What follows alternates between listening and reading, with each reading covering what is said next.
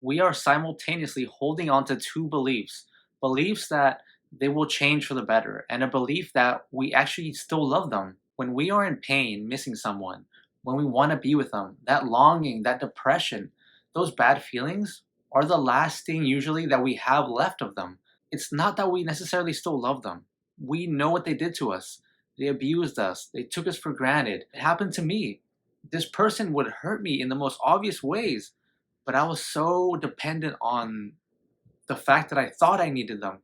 I was so enamored with this person, this very toxic, dangerous narcissist, and I let it all slide because I didn't want to let go. I didn't want to let go of the hope that they would change someday. And we get to a point where it's basically all pain, and we hold on to this pain because we still want this person. We're still attached to them on these spiritual, emotional levels. When we want to hold on to that feeling, that hurt, that's why people love listening to those heartbreak love songs.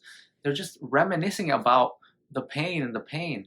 We don't let go because this person has hurt us so much, and all they do is hurt us now, and that pain is all we have left. If we let go of that pain, that subconsciously and consciously means we have to let go of that person.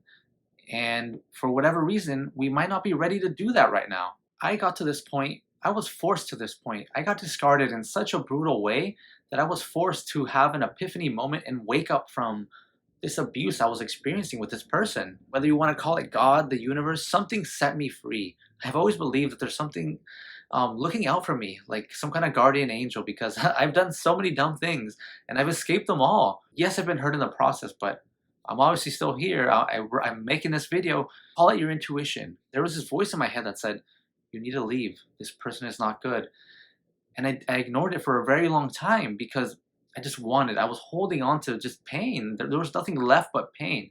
But letting go of that pain meant that I had to deal with the fact, because we all do it. I do it. I'm nobody special. We all hold on to things that don't serve us anymore. And sometimes we don't even want that thing anymore. But we've been stuck in this loop. We are creatures of habit, and sometimes we just get stuck in bad patterns of behavior. It's an addiction, just like an alcoholic. An alcoholic knows he shouldn't be drinking, but he can't stop putting the bottle to his lips, right? When you write things down on paper in a very simple, logical manner, they seem like they're easy to do, right?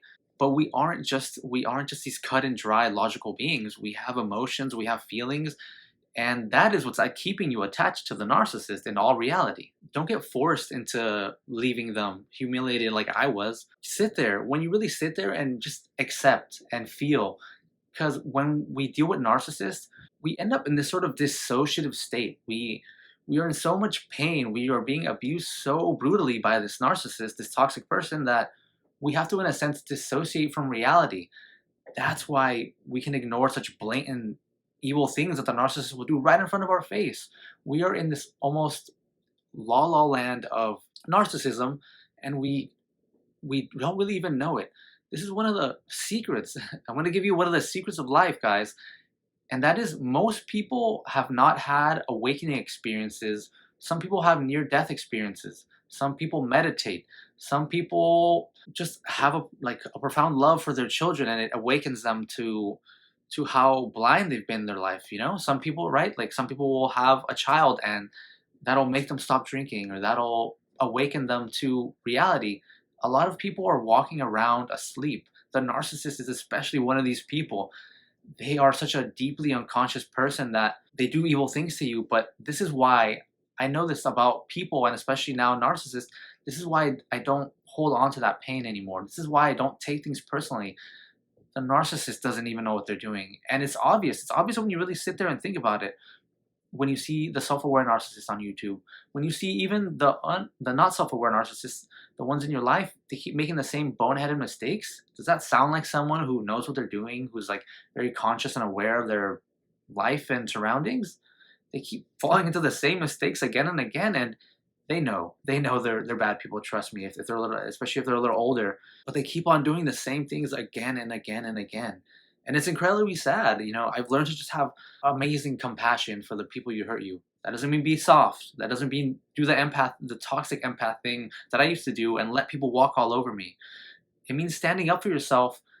But we are The enlightened empath is honestly one of the, I would believe, one, if not the strongest personality type there is. Just how the dark empath is one of the most evil because the dark empath knows all the good and bad things, but they choose to do those bad things. They can manipulate on an even more manipulative level than like a sociopath. Awakening people, inspiring these epiphany moments in people who are afflicted by narcissistic abuse. That is my goal in basically every video.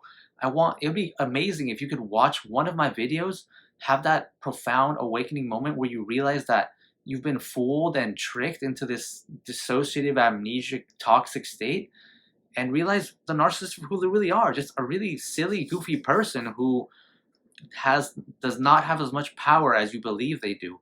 We've all been there. I've been there. I even someone like me who knows all this stuff.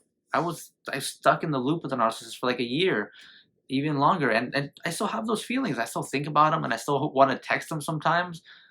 But I now know that because I feel like texting them does not mean I should text them.